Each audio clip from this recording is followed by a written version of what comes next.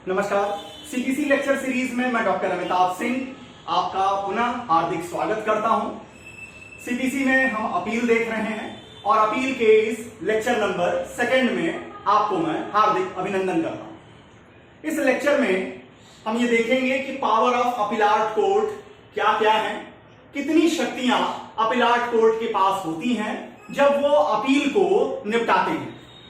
अपीलाट court के power को CPC के सेक्शन 107 में और ऑर्डर 41 के रूल 23 से 33 में डिस्कस किया गया है। अगर हम सेक्शन नंबर 107 और ऑर्डर 41 के रूल 23 से 33 को देखें तो टोटल 6 शक्तियों की बात निकलकर सामने आती है। कौन कौन सी वो 6 शक्तियां हैं? सबसे पहले 6 पावर दिए गए हैं, 6 पावर हेड बने हुए हैं। पहला जो पावर है वो डिटर्मिनेशन फाइनली कहा जाता है। क्या मतलब? डिटर्मिनेशन फाइनली का मतलब कि निचली कोर्ट में एक lower court oblique trial court कहिए, इन्होंने क्या दिया है?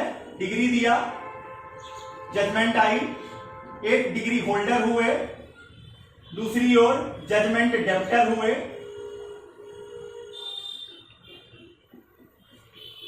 जजमेंट डेप्टर ही अपील लेकर खड़े हुए हैं। कुछ ग्राउंड्स उन्होंने बनाए होंगे मोमेंटम ऑफ अपील में, जिसे हमने पिछले वीडियो में देखा है, पिछले लेक्चर में आपके सामने रखा। तो उस मोमेंटम ऑफ अपील में कुछ ग्राउंड्स होंगे चैलेंज के। तो अपीलाट कोर्ट क्या उन केवल ग्राउंड्स पर ही बात करेगी, या अपीलाट कोर्ट की यह जिम्मेवारी बनती है कि जो विवाद उनके सामने लाया गया है, पक्षकारों के बीच में, पार्टीज के बीच में, उस विवाद को सदा सर्वदा के लिए रिजॉल्व कर दिया जाए, हमेशा हमेशा के लिए समाप्त कर दिया जाए। तो डिटर्मिनेशन फाइनली अपीलाट कोर्ट को इंपावर्ड भी करती है और एक तरफ से अपीलाट कोर्ट पर ड्यूटी भी इंपोज करती है कि आप उन ग्राउंड्स को तो देखेंगे ही देखेंगे जो मोमेंटम ऑफ अपील में आपके सामने लाई गई है। अगर रिस्पोंडेंट ने क्रॉस ऑब्जेक्शन दिया है तो उसे आप देखेंगे ही देखेंगे। साथ ही अगर कुछ और भी ऐसे प्रश्न आपको जुडिशियल माइंड के इंटरवेंशन के बाद, इंप्लीमेंटेशन के बाद लगते हैं कि इन प्रश्नों को भी इस मुकदमे में सुलझा देना चाहिए, तो संकोच न करें। यह आपकी जिम्मेवारी भी बनती है कि आप उन सारे प्रश्नों को रिजॉल्व कर दें, जिससे वो डिस्प्यूट पार्टीज के बीच में हमेशा हमेशा के लिए समाप्त हो जाए। यही पावर डिटर्मिनेशन फाइनली के रूप में देखेंगे। दूसरा पावर जो अपीलाट कोर्ट को है, दूसरा पावर है रिमांड द होल केस। किसे कहते हैं रिमांड? ये सीआरपीसी में रिमांड से कंफ्यूज ना हो। सीपीसी में अपीलाट कोर्ट को जब हम रिमांड का पावर कहते हैं तो इसका मतलब है कि अपीलाट कोर्ट पूरे के पूरे अपील के मैटर को लोअर कोर्ट के पास वापस भेज देती है। अपील के मैटर को ट्रायल कोर्ट के पास, लोअर कोर्ट के पास फिर से वापस भेज देने के प्रक्रिया को, इस प्रोसेस को, इस पावर को ही रिमांड कहा जाता है। कब होगा? कौन सी ऐसी सर्कमस्टांसेस हैं, कौन सी ऐसी मिस्टेक लोअर कोर्ट या ट्रायल कोर्ट ने कर दी है जिसके कारण रिमांड का पावर इस्तेमाल करेगी अपीलाट कोर्ट? इसे आगे डिस्कस करेंगे। क्या ये रिमांड का पावर अपीलेबल होगा? क्या इसको ऑर्डर देने के बाद ट्रायल कोर्ट फिर से अपने ऑर्डर को रिव्यू कर सकेगी? और क्या लोअर कोर्ट किसी मामले में जिसको रिमांड किया गया है, क्या वो अपना स्पष्टीकरण बताएंगे कि क्यों उनसे ये मिस्टेक हुई? इन सारे प्रश्नों का जवाब देखेंगे इस लेक्चर में कि आखिर रिमांड का पूरा प्रोसेस क्या है। नंबर 3 जो पावर दिया गया अपीलाट कोर्ट को वो है फ्रेमिंग द इशू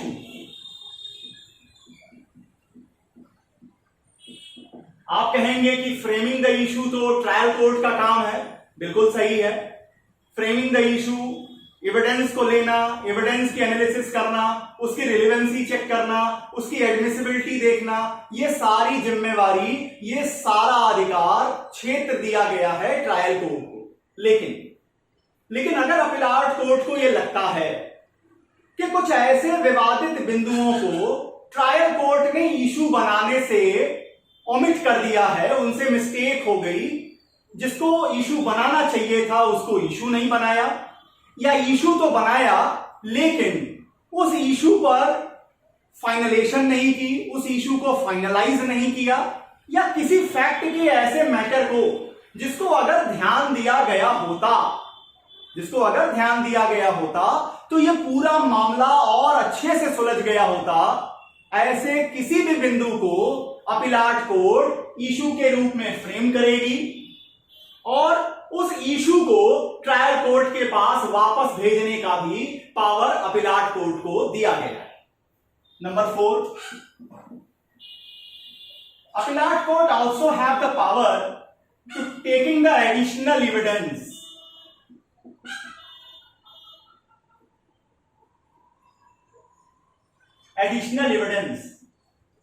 फिर वही बात कि ये ट्रायल कोर्ट का पावर है, मान गए, ये ट्रायल कोर्ट का पावर है एविडेंस की एनालिसिस करना, उसकी रिलेवेंसी को देखना, उसकी एडमिसिबिलिटी को देखना, उसके ऊपर कोई ऑब्जेक्शन है उसको सुलझाना। लेकिन अगर अपीलाट कोर्ट को लगता है कि कुछ सर्कमस्टांसेस ऐसी हैं, कुछ ऐसी गलतियां हुई हैं, कुछ सिचुएशन ऐसी बनती है जिसमें एडिशनल एविडेंस लिया जाना चाहिए, तो वो या तो खुद एडिशनल एविडेंस ले लेंगे मैटर में, या एडिशनल एविडेंस लेने के लिए मामले को वापस लोअर कोर्ट या ट्रायल कोर्ट के पास भेजने का भी पावर अपीलाट कोर्ट को दिया गया है। नंबर 5, पांचवा जो पावर है ये मॉडिफाई द डिग्री का है। मॉडिफाई द डिग्री, ये एक अद्भुत पावर दिया गया अपीलाट कोर्ट। अपील को अगर हम जनरल भाषा में कहें तो अपील का मतलब कि अपीलांट और रिस्पोंडेंट के बीच में जो विवादित बिंदु हैं, इस पर एक जुडिशियल डिसीजन आएगा अपीलाट कोर्ट का।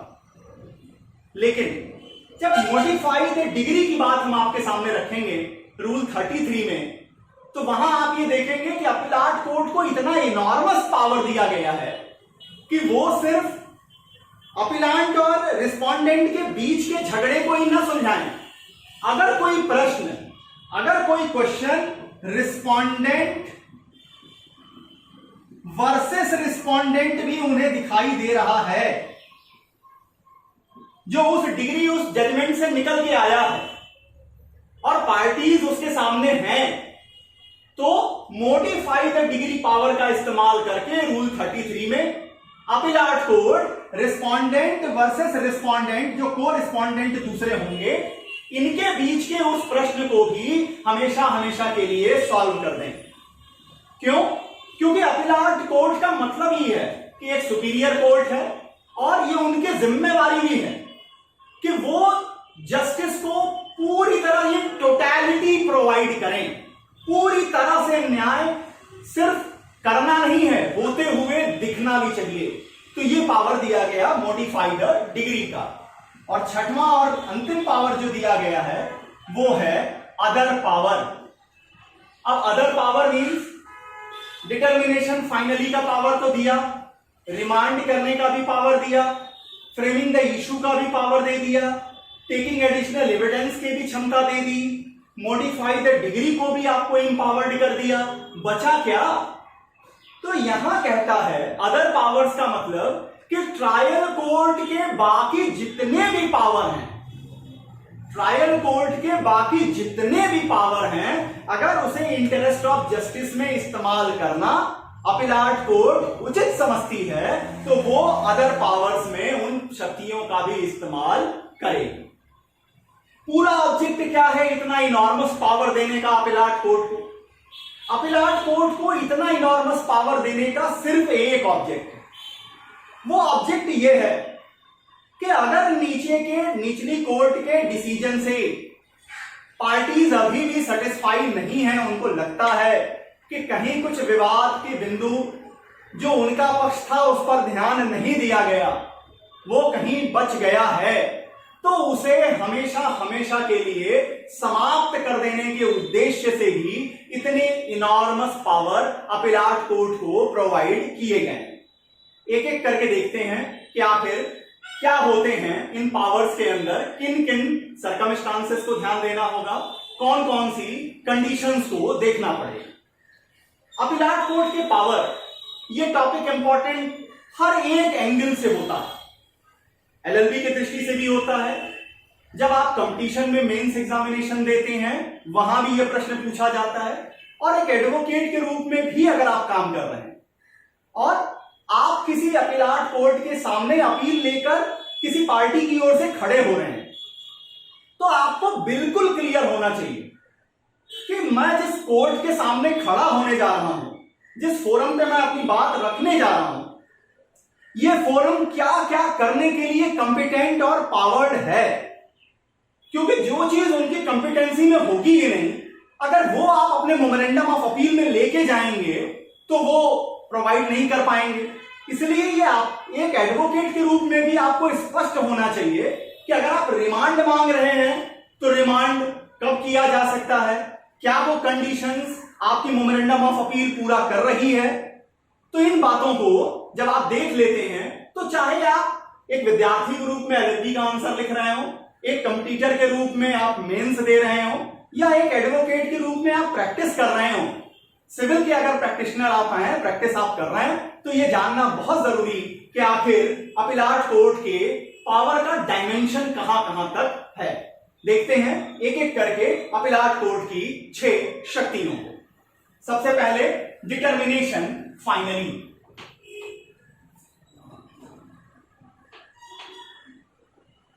डिटर्मिनेशन फाइनली को section number 107(1)(a), section number 107(1) under bracket A plus order 41 rule 24 में डिस्कस किया गया है।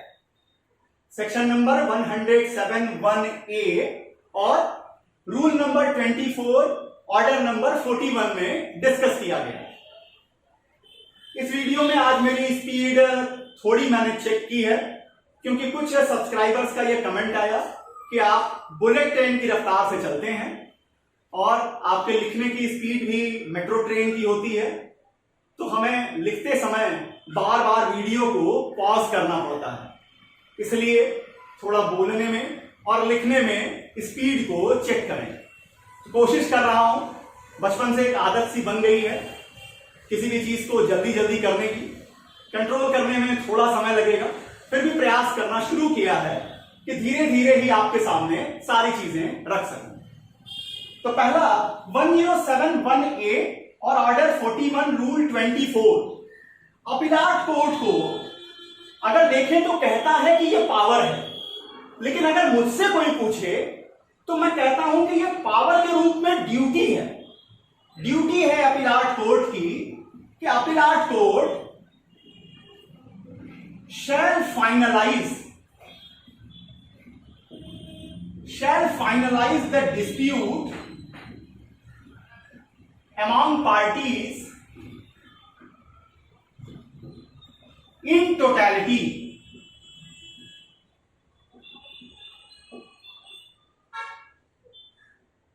मतलब आप अपील सुन रहे हैं, आप एक सुपीरियर कोर्ट हैं, आपकी शक्तियां भी ज्यादा हैं, तो आपकी जिम्मेवारी भी ज्यादा होगी।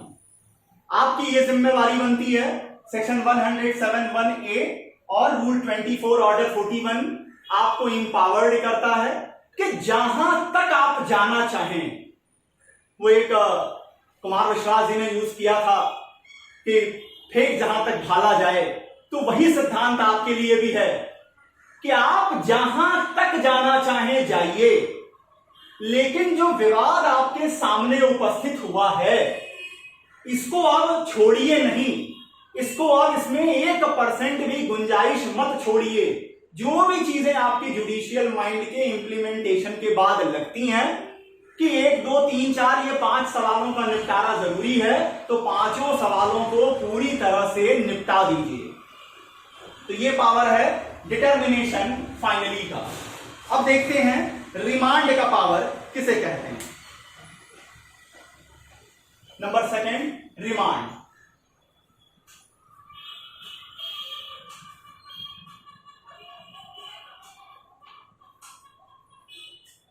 रिमांड का पावर, सेकंड जो पावर दिया गया है वो है रिमांड द होल केस। कहां दिया गया? Section 107(1)(d plus rule 2324 order 41 में। नोट कर रहे हैं आप? Section 107(1)(b plus rule 2324 order number 41। पहला प्रश्न उठता है इस टॉपिक को देखते ही, मीनिंग क्या है रिमांड की?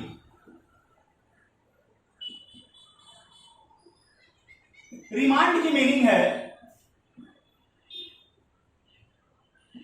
Sending back the case to the trial court.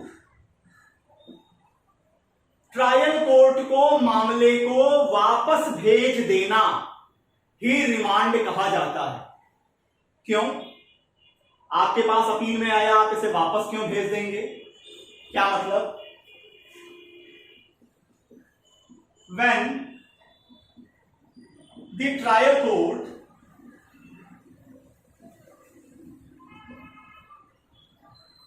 finalize the matter on preliminary issues, but the real issues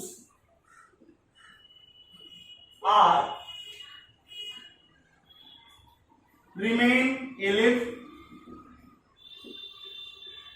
and the superior court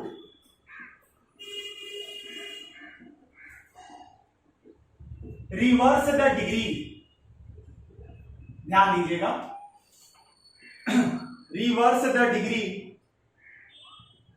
then appellate court may send back the whole case to trial court। क्या मतलब? When the trial court finalize the matter on preliminary issue। अब यहां पर प्रश्न आपके सामने आ गया, preliminary issue पर कैसे फाइनलाइज कर दिया गया मैटर, और but the real issues are remain alive. तो इशू में यहां दो पार्ट दिखाई दे रहा है, एक प्रिलिमिनरी और दूसरा रियल, उसे क्लियर कर देंगे। And the superior court reverse the degree. जो लोअर कोर्ट ने डिग्री दी है, ट्रायल कोर्ट ने जो डिग्री दी है, उसको अपीलाट कोर्ट, सुपीरियर कोर्ट रिवर्स कर रही है। वो जो डिग्री दिए हैं प्रिलिमिनरी ग्राउंड पर, प्रिलिमिनरी इशू पर, उसको अपीलाट कोर्ट ने खारिज कर दिया। अब क्या होगा? अपीलाट कोर्ट में send back the whole case to the trial court. Trial court को वापस भेज देंगे पूरा मामला, इसी को कहते हैं रिमांड। देखते हैं कि आखिर प्रिलिमिनरी इशू किसे कहते हैं। प्रिलिमिनरी इशू मीन्स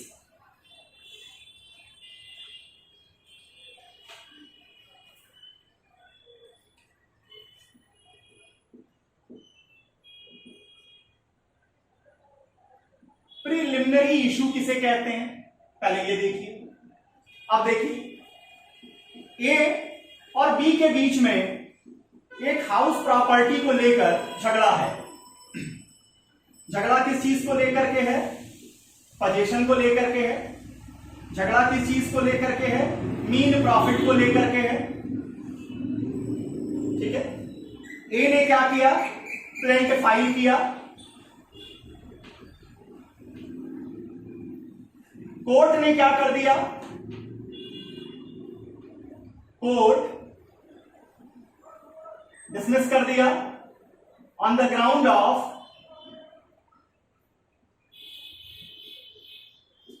या तो टाइम बार्ड बता दिया,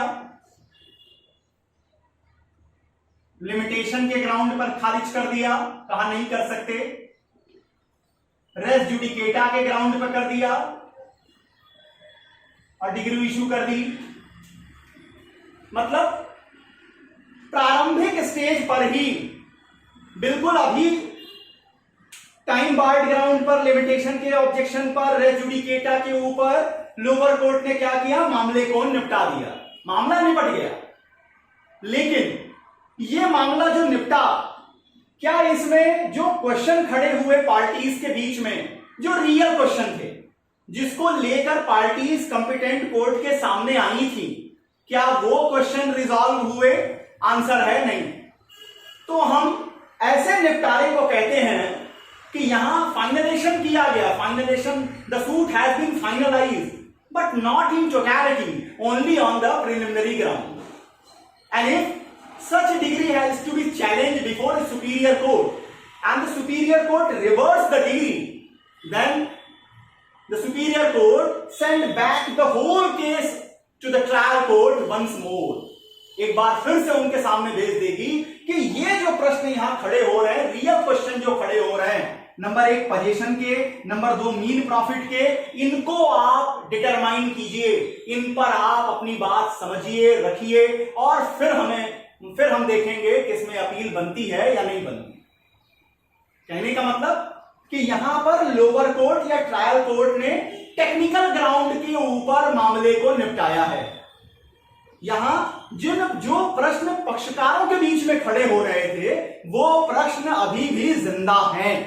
तो अगर वो प्रश्न जिंदा हैं और उस डिग्री को रिवर्स कर देती है सुपीरियर कोर्ट, तो सुपीरियर कोर्ट उस पूरे मामले को, पूरी फाइल को वापस भेज देगी ट्रायल कोर्ट के पास।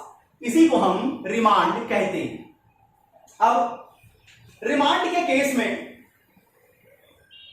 प्रश्न ये उठेगा कि क्या सिर्फ उन्हीं मामलों में अपीलाट कोर्ट इम्पावर्ड होगी जहां पर लोअर कोर्ट या ट्रायल कोर्ट ने प्रीलिमिनरी इशू पर मामले को फाइनलाइज किया है?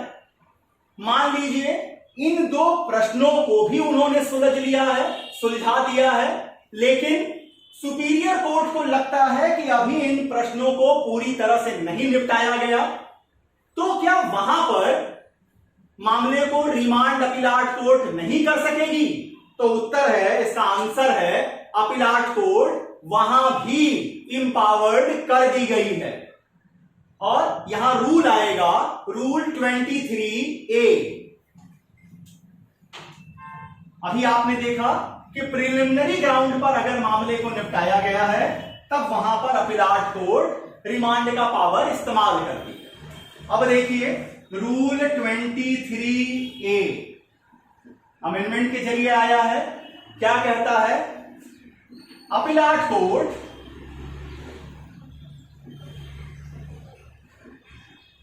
also entertain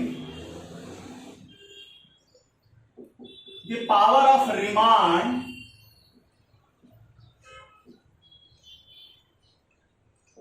in those cases also where trial court, TC लिख दे रहा हूं, आप समझ लीजिएगा, ट्रायल कोर्ट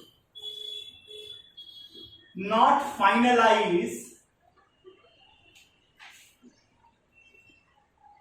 नॉट इवन लिख दीजिए, ज्यादा क्लियर हो जाएगा, not even finalise the matter on preliminary issue. अब क्या होगा? अब यहां पर appellate court in the interest of justice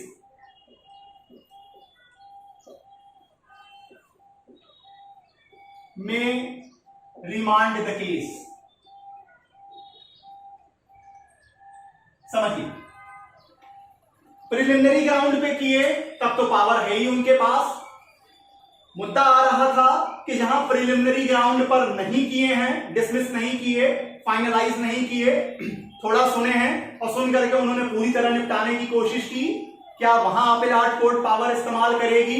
rule 23A वहां भी सुपीरियर कोर्ट अपीलाट कोर्ट को इंपावर्ड कर देती है कि भले ही मामले को प्रिलिमिनरी पॉइंट पर नहीं हटाया गया है, नहीं फाइनलाइज किया गया है, सुनकर फाइनलाइज किया है, फिर भी इंटरेस्ट ऑफ जस्टिस में अगर आपको लगता है कि न्याय के हित में है कि इस मामले को, इस पूरी फाइल को फिर से ट्रायल कोर्ट के पास भेजा जाए, तो आप इंपावर्ड हैं, आप अपने पावर का इस्तेमाल कर सकते हैं। अब बात उठेगी कि रिमांड के पावर का मतलब क्या है, आखिर ट्रायल कोर्ट क्या करेगी, कैसे इसका काम होगा। देखिए, उम्मीद करता हूं आप लिख लिए हो तो मिटा देता हूं।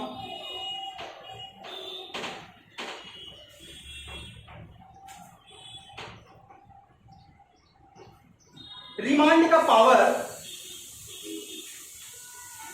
अब यहां पॉइंट्स में लिख देता हूं। Such order of remand equal to appealable. क्या मतलब इसका, अब इसे समझ लीजिए। ए और बी का विवाद है, ए अपीलांट है, बी रिस्पोंडेंट है। अगर बी रिस्पोंडेंट है इसका मतलब है कि बी ही डिग्री होल्डर है और ए जजमेंट डेप्टर है ओरिजिनली, तभी वो अपीलांट बन के आया है और ये डिग्री होल्डर है। अब अपीलाट कोर्ट ने क्या किया, मामले को रिमांड कर दिया। रिमांड करेंगे तो क्या होगा, इनका इंटरेस्ट खतरे में आ जाएगा, बी का इंटरेस्ट, बी के इंटरेस्ट डिफर कर जाएंगे, ये रिस्क में आ जाएंगे। तो इस रिमांड के ऑर्डर को बी अपील कर सकते हैं, बी अपील में चैलेंज कर सकते हैं अपीलाट कोर्ट से भी सुपीरियर कोर्ट में कि वो ये जो रिमांड का ऑर्डर है ये गलत है। तो ये अपीलेबल ऑर्डर है, अपील में जा सकते हैं। कौन जाएगा, यहां पर अब अपीलांट नहीं जाएगा, क्योंकि अपीलांट की तो मन की बात पूरी हो गई। भाई अंधे को क्या चाहिए, 2 आंखें, यहां इनको मिल गई टोटल 4 आंखें। पूरा का पूरा मामला ही भेज दिया कि कायदे से सुनिए, जो पॉइंट्स बता रहे हैं उसको सुनिए और फाइनलाइज करके भेजिए। तो ये तो खुश हो गए, लेकिन अगर ये खुश हुए तो ये नाराज होंगे, रहता भी है। और हम इंडियंस की एक चीज आप हमेशा देखिएगा, हम खुशी हो या नाराजगी रिएक्शन इमीडिएट करते हैं, कभी वेट नहीं करते। तो यहां पर इनको मौका दिया है कि आप इमीडिएट रिएक्ट कर सकते हैं। कैसे रिएक्ट करेंगे, आप अपील फाइल कर सकते हैं, रिमांड के ऑर्डर को आप चैलेंज कर सकते हैं, आप इंपावर्ड हैं, आप इस शक्ति का इस्तेमाल करिए। तो पहली चीज कि रिमांड का पावर अपीलेबल है। Number second,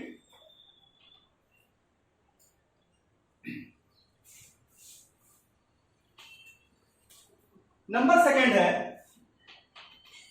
trial court didn't move behind the order। क्या मतलब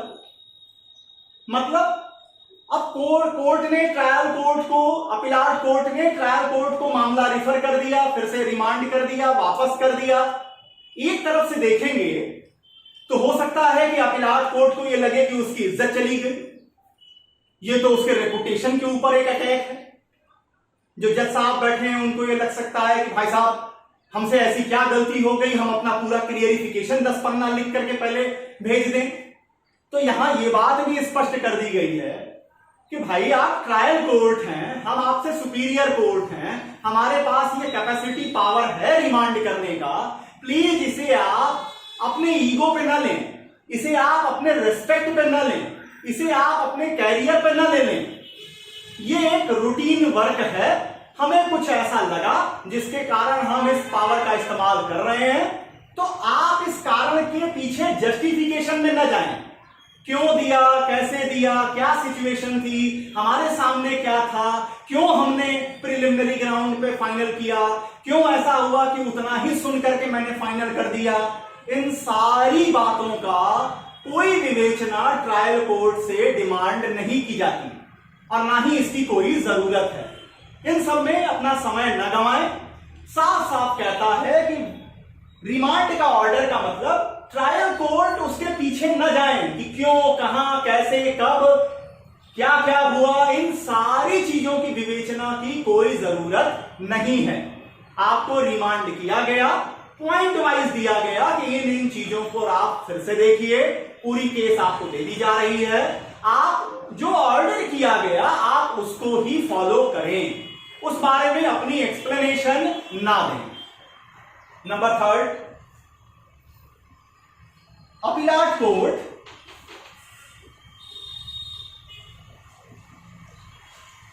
fix a date on which parties appear again before trial court।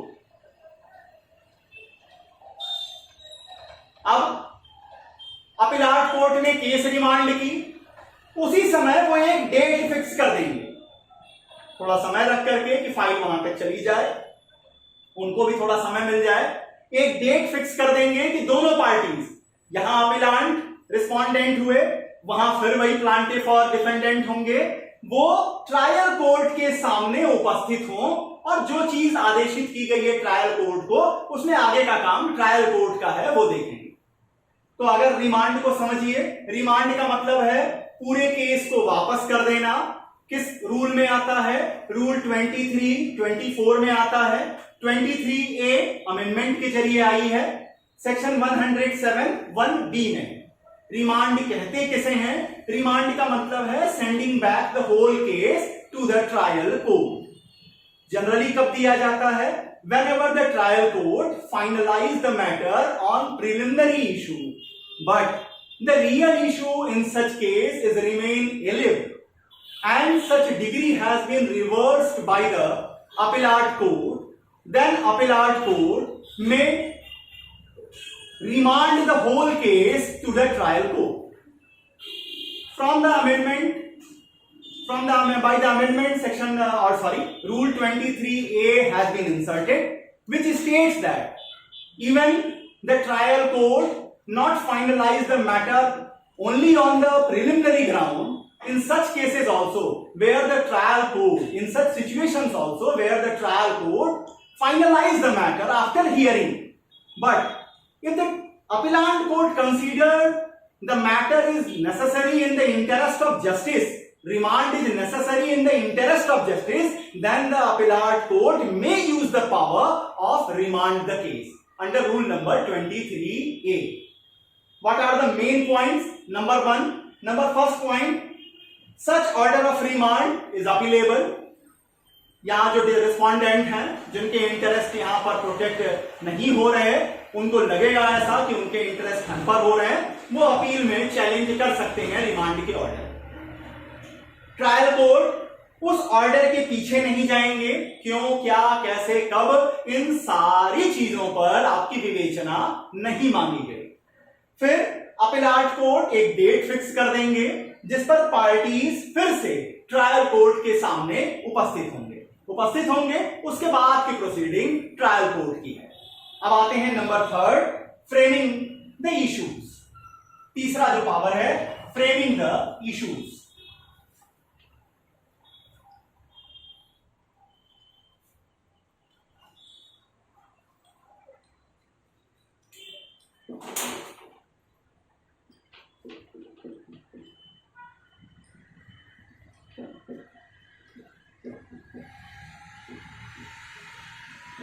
Section है 1071C प्लस रूल है यहां पर 25 एंड 26।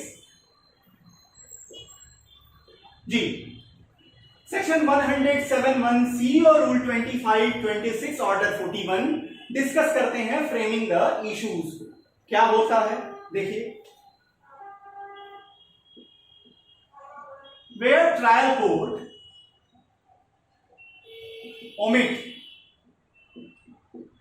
ट्रायल कोर्ट ने गलती कर दी है, भूल हो गई है, उनसे छोड़ दिया है। क्या क्या? Where trial court omit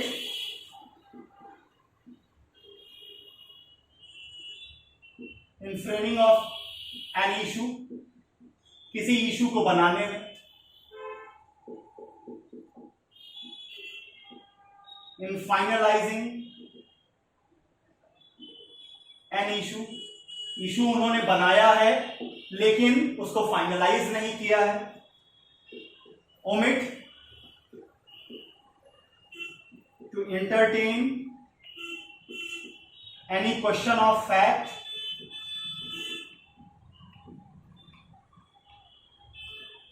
as issue which is necessary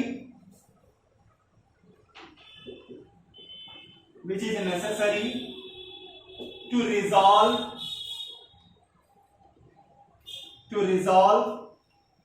the dispute,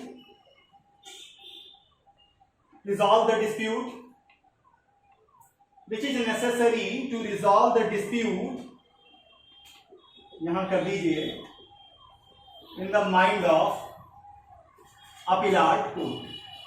अब देखिए, अगर ट्रायल कोर्ट ने ओमिट किया किसी इशू को बनाने में, इशू बनाया उसके निपटारे में, या किसी फैक्ट के मामले को, किसी फैक्ट के क्वेश्चन को उन्होंने छोड़ दिया, लेकिन ट्रायल कोर्ट के दिमाग में है कि अगर उस मामले को, अगर उस क्वेश्चन को उठा लिया गया होता, रिजॉल्व कर दिया गया होता, तो ये विवाद सुलझ गया होता, ये विवाद पूरी तरह से फाइनलाइज हो गया होता।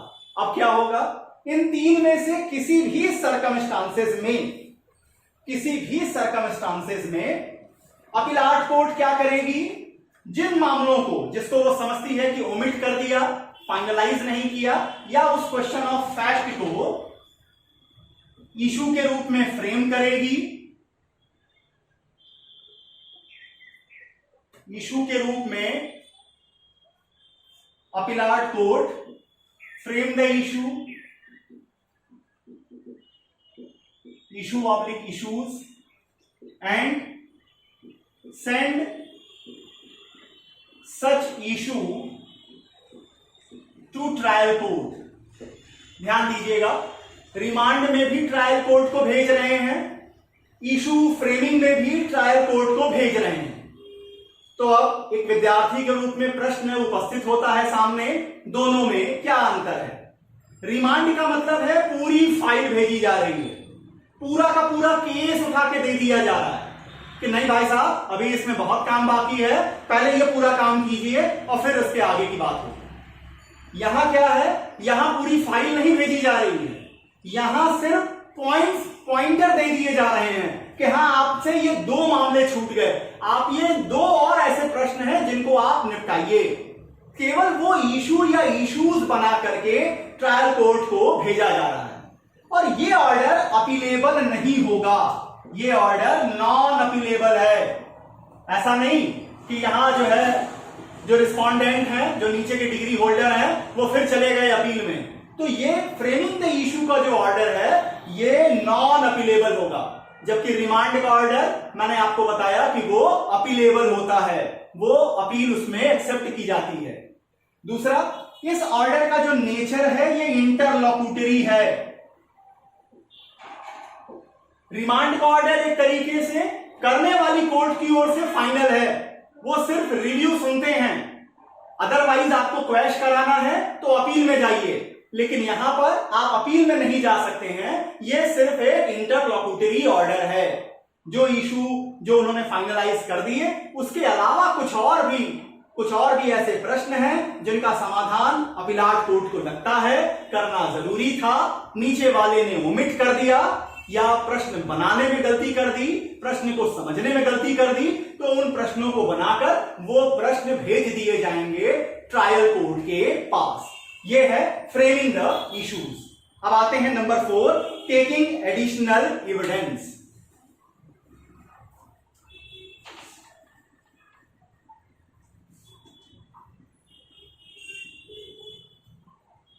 टेकिंग एडिशनल एविडेंस, चौथी जो शक्ति है,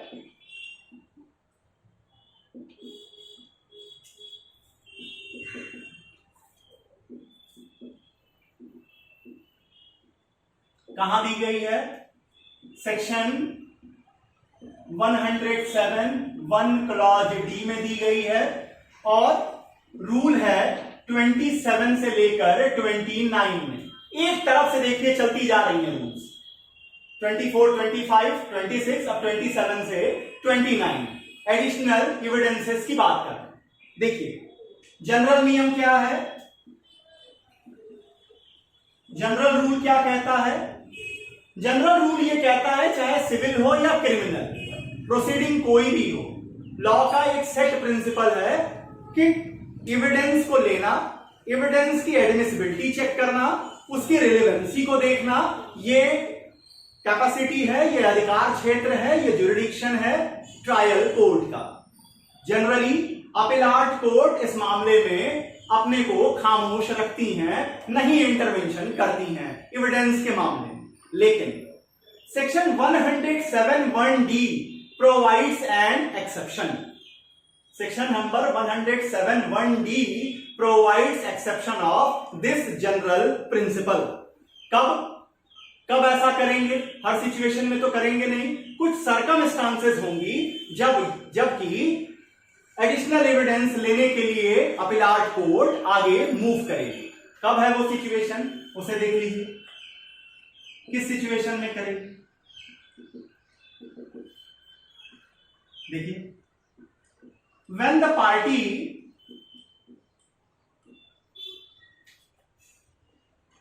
present before appellate court satisfied the appellate court that he was unable to adduce such evidence earlier by using his due diligence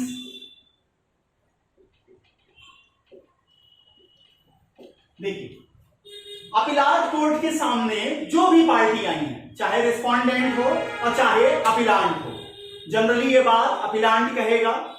क्यों? क्योंकि उसी के इंटरेस्ट नीचे प्रोटेक्ट नहीं हुए हैं, उसी के इंटरेस्ट नुकसान हुए हैं, वही आए हैं अपील में, वही ये बात रखेंगे कि निचली कोर्ट में जब ट्रायल चल रहा था तब मैं चाहे जितनी कोशिश कर लेता, अपनी ओर से मैंने ड्यू डिलिजेंस किया था, लेकिन उस समय मुझे ये एविडेंस नहीं मिले जो अब मुझे मिले हैं और मेरे फेवर में हैं। और इनको ये भी बताना पड़ेगा, पहला तो ये कंडीशन हो गई, दूसरी कंडीशन होगी कि this oblique these evidence are relevant in matter, जो मैटर है उसमें रिलेवेंट है। अब कोर्ट का एक और बेसिक प्रिंसिपल है, कोई भी एविडेंस लेकर आपके यहां चला जाएगा, आप सीधे ही उसे एडमिट नहीं कर लेंगे, पहले होगा क्रॉस एग्जामिनेशन। क्रॉस करने का फायदा, क्रॉस करने का मौका किसको देंगे? दूसरी पार्टी को। ये रूल यहां भी लागू होगा। नंबर 3 रूल क्या कहता है? तीसरी कंडीशन क्या है? Chance of cross examination is available to opponent. Opponent को मौका देंगे कि जो एविडेंस ये दिखा रहे हैं अपीलांट साहब, आप उसे क्रॉस एग्जामिन कर सकते हैं। अपीलांट को दो चीजें यहां पे प्रूफ करनी पड़ेंगी, कोर्ट को सेटिस्फाई करना होगा अपीलाट कोर्ट को क्या सेटिस्फाई करेंगे? नंबर एक कि मैं कितनी भी ड्यू डिलीजेंस पहले कर लेता, ये एविडेंस मुझे नहीं मिले पेश करने के लिए, अब मिले हैं, ये इस मामले में रिलेवेंट हैं, और अगर इन्हें आप एक्सेप्ट कर लें तो इस मामले का निपटारा हो जाएगा, फैसला पलट जाएगा ट्रायल कोर्ट का। तो अपीलाट कोर्ट दूसरी पार्टी को क्रॉस एग्जामिनेशन का मौका देते हुए उस एविडेंस को, उस एक्स्ट्रा एडिशनल एविडेंस को टेकअप करने के लिए, एक्सेप्ट करने के लिए आगे बढ़ेगी। अब देखें, मिटा देता हूं, उम्मीद है कि आज जिस स्पीड में हूं आप आराम से लिख लिए होंगे। अब आते हैं कि इसमें कुछ बातें जोड़ता है rule number 27। Rule 27 discuss about circumstances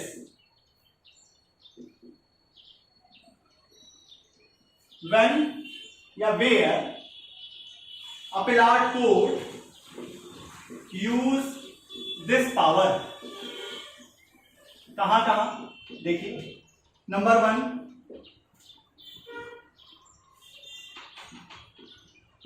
where trial court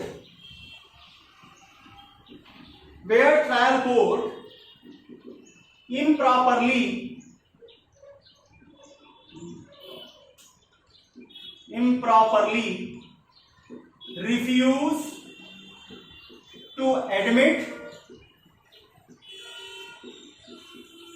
such evidence which ought to be admitted। ध्यान दीजिए, अगर ट्रायल कोर्ट ने किसी ऐसे एविडेंस को जिसको एडमिट करना चाहिए था, उसको एडमिट करने में इम्प्रॉपर तरीके से वो रिफ्यूज कर देते हैं, नहीं एडमिट करते हैं, उस एविडेंस को एडमिट करने के लिए अपीलाट कोर्ट एडिशनल एविडेंस लेने के पावर का इस्तेमाल करेगी। नंबर 2 ग्राउंड वही है जो मैंने आपको पहले बताया कि आफ्टर ड्यू डिलीजेंस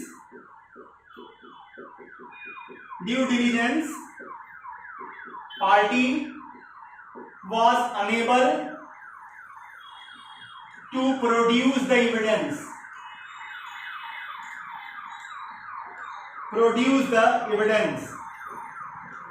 ये वही पहले भी डिस्कस हुआ सेक्शन में। और फिर तीसरा, अपीलाट कोर्ट, एसी का मतलब अपीलाट court thinks that such additional evidence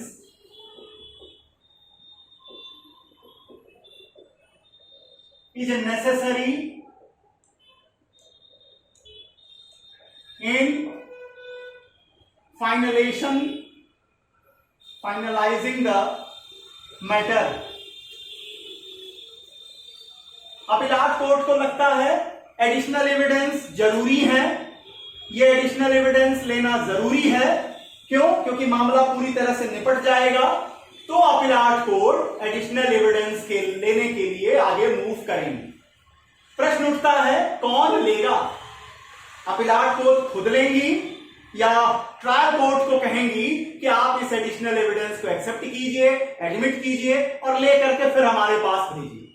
दोनों क्षमता अपीलाट कोर्ट को दी गई है। क्या कहता है? अब यहां आएगा rule number 28 and 29।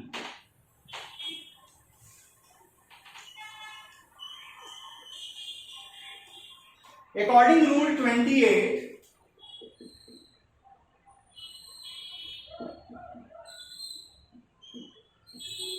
and 29, appellate court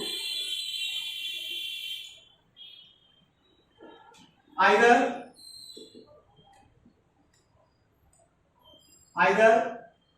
itself admit the evidence or या क्या करेंगे,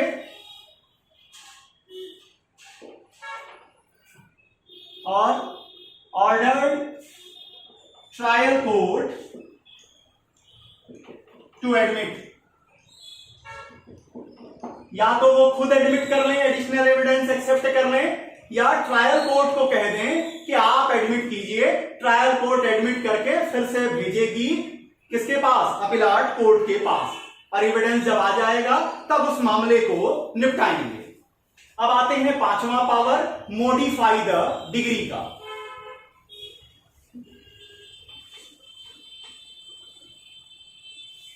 मॉडिफाई द डिग्री का क्या है, मॉडिफाई ऑफ डिग्री, फिफ्थ जो पावर है, मॉडिफाई द डिग्री कहां दिया गया है, रूल आएगा 33 में, ध्यान दीजिएगा, ऑर्डर 41 रूल 33 क्या कहता है समझिए। जनरली हम यूज करते हैं, अपील का मतलब है अपीलांट और रिस्पोंडेंट के बीच में जो क्वेश्चन खड़े हुए हैं, जो डिस्प्यूट है उसको रिजॉल्व करना, लेकिन अपीलाट कोर्ट को full and complete justice provide करने की जिम्मेवारी दी गई है, और इसी को कहते हैं to provide full and complete justice the appellate court may resolve the questions arises by such degree oblique judgment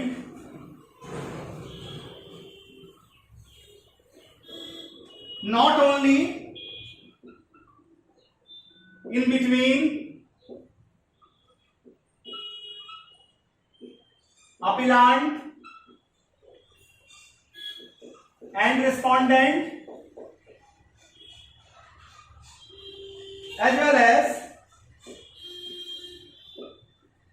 respondent versus co-respondent। अगर कोई प्रश्न उस डिग्री, उस ऑर्डर से जिसे चैलेंज किया गया है और पार्टीज उपस्थित हैं, सामने हैं अपीलाट कोर्ट के, तो रिस्पोंडेंट को रिस्पोंडेंट के बीच में भी अगर कोई प्रश्न है तो उसे full and complete justice provide करने के लिए अपीलाट कोर्ट रिजॉल्व कर सकती हैं। इसी पावर को कहा गया है मॉडिफाई द डिग्री। अब आते हैं सिक्स और लास्ट क्वेश्चन, लास्ट पावर पे, जिसका नाम है other powers.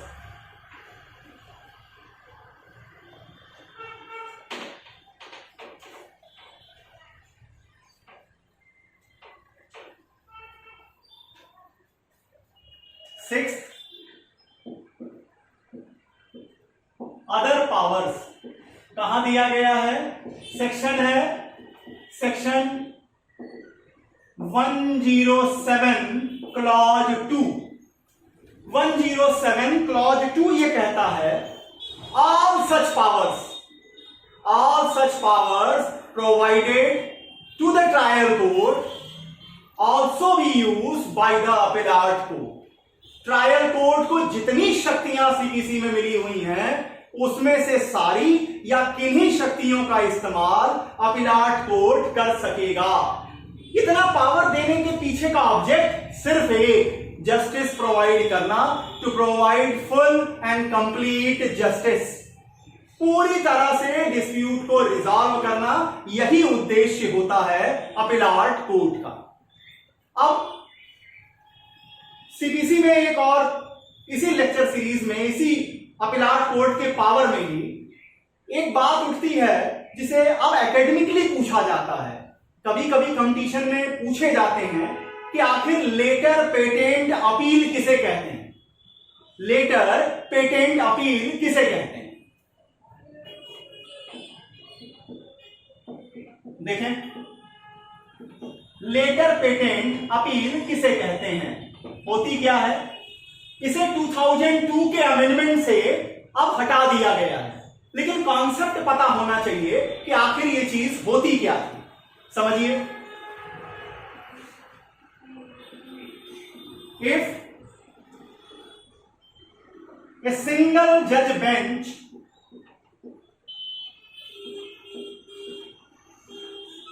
of High Court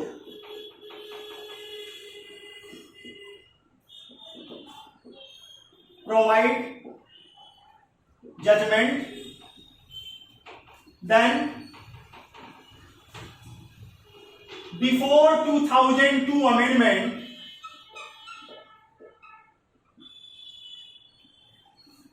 such decision oblique judgment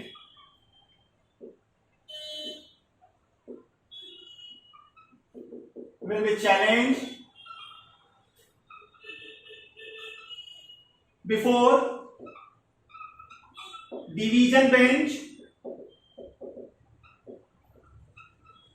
of High Court, and Order 41 will apply there. Time limit कितनी होती थी? 30 डेज। लिमिटेशन 30 डेज का था। क्या मतलब? लेटर पेटेंट अपील का मतलब हाई कोर्ट के अगर सिंगल जज बेंच ने, एक ही जज है जो बेंच में है, उन्होंने कोई डिसीजन दिया, कोई जजमेंट दिया, तो उस जजमेंट को चैलेंज किया जा सकता था जजमेंट देने से 30 दिन के अंदर हाई कोर्ट की डिवीजन बेंच के सामने। अब देखिए कितना ज्यादा ये प्रोविजन डेरोगेटरी था। अगर आप हाई कोर्ट को देखिए और उसमें आप कह रहे हैं कि ऑर्डर 41 फर्स्ट अपील के सारे प्रोविजन वहां अप्लाई करते थे। अब देखिए डेरोगेटरी कितना है। हाई कोर्ट में ये प्रोविजन जब तक बना हुआ था तब तक सिंगल बेंच जजेस जो भी बैठे थे उनको ये लगता था कि वो इंफीरियर हैं डिवीजन बेंच के जजेस से, जबकि कैपेसिटी पावर सब कुछ बराबर है।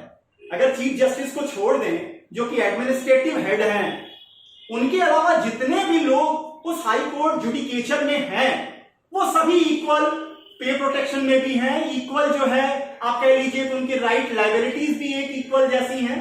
अब ऐसे में जो सिंगल जजेस बेंच हुआ करती थी, जो भी बैठती थी, उनको लिए उनके एक प्रेस्टीज का भी प्रश्न होता था कि वो जो भी डिसीजन ऑर्डर देंगे अगर उसको आप चैलेंज कर सकते हैं, और वो भी चैलेंज करेंगे डिवीजन बेंच में। डिवीजन बेंच का मतलब उससे सुपीरियर तो है नहीं, कंकरेंट है दोनों लोग। अब जहां कंकरेंसी है वहां पर अगर एक आदमी अपने ही कलीग के किए ऑर्डर को एज ए अपीलाट कोर्ट अगर सुनेगा तो ये निश्चित ही डेरोगेटरी था। इसे 2002 अमेंडमेंट से सेक्शन नंबर 100A चेंज किया गया और कह दिया गया कि अब ये संभव नहीं है। सिंगल जज बेंच ने अगर कोई डिसीजन ऑर्डर दिया है तो उसके खिलाफ आप डिवीजन बेंच में अपील फाइल नहीं कर सकेंगे। तो इसका मतलब ये लेटर पेटेंट अपील के जो प्रोविजन थे वो अब कारगर नहीं है। लेकिन इंटरव्यू बोर्ड इस मामले में पूछ सकता है कि आखिर लेटर पेटेंट अपील कहते किसे हैं, और इसे मेंस में भी कभी कभी पूछ लिया जाता है। तो इसे भी आपके सामने डिस्कस कर दिया कि क्या होता है लेटर पेटेंट अपील। इतनी बातें अपीलाट कोर्ट के पावर को लेकर के मैंने आपके सामने रखी। उम्मीद करता हूं कि अपील की ये दोनों लेक्चर, अपील कहते किसे हैं, कौन एग्रीड पार्टी है, किस तरह से मेमोरेंडम ऑफ अपील बनेगी, क्या होते हैं क्रॉस ऑब्जेक्शन, और अपील को सुनने में अपीलाट कोर्ट किन 6 शक्तियों का इस्तेमाल करते हैं, साथ ही लेटर पेटेंट अपील किसे कहते हैं, 2002 में 100A सेक्शन 100A में क्या चेंज किया गया है, सब कुछ आपके सामने रखा। आपको समझने में मदद होगी। अगर मेरा प्रयास आपको पसंद आ रहा है, इसे ज्यादा से ज्यादा मात्रा में लाइक कीजिए। कमेंट बॉक्स में आप मुझे इंस्पायर भी कर सकते हैं, और इस चैनल पर अगर आप नए हैं तो अपने मित्रों से, उन लोगों से जो लॉ की दुनिया में हैं, प्रैक्टिस कर रहे हैं, जुडिशरी की तैयारी कर रहे हैं, पढ़ाई कर रहे हैं, उनको रेफर कीजिए। इस परिवार को जितनी जल्दी हो सके 1000 सदस्यों से ऊपर की फैमिली बनाइए। 400 प्लस हम हो चुके हैं सिर्फ 2 महीने के अंदर, और ये आप सबका ही प्रयास है कि इसे जितनी जल्दी हम 1000 मेंबर की लिमिट को क्रॉस करेंगे, उतनी ही जल्दी मैं अपने live question answer session start कर सकूंगा, जिसमें आप लाइव तरीके से प्रश्न पूछ सकेंगे और उसका उत्तर भी आपको इमीडिएट दिया जा सकेगा। इसके अलावा भी अगर सीपीसी या दूसरे लॉ से रिलेटेड आपके कुछ प्रश्न हैं तो कमेंट बॉक्स में उन सभी प्रश्नों का स्वागत है। सीपीसी लेक्चर सीरीज में अगला टॉपिक सेकंड अपील, इस अपील के पार्ट नंबर 3 जिसमें सेकंड अपील को डिस्कस किया है, उसको लेकर आपके सामने उपस्थित होऊंगा। तब तक के लिए बहुत बहुत धन्यवाद। नमस्कार।